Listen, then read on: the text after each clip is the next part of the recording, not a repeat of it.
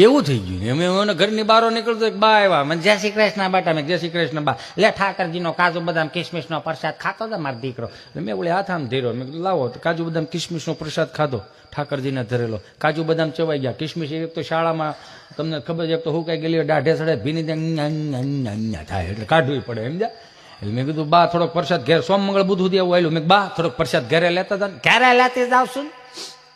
ફળિયામ છોકરા રમતા એને આપું છું મેં કીધું મારા દાદાને આપો એને આપું છું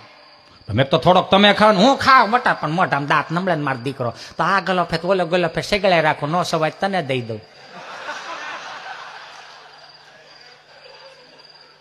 પણ આ માનું એઠું જેને ખાધું છે એને જ કંઈક આવડ્યું છો સી ગંદુ છે કરીને મૂકી દીધું એના ઇતિહાસ નહીં થાય એના ઇતિહાસ નથી થવાના કેવું માં આમ તમે જો તો ખરા નિહાળે કોકને ધૂંબો મારીને વી ને તો ખબર તો ધૂંબો મારતા મરાઈ ગયો છે 3 જણા 4 જણા થાય ને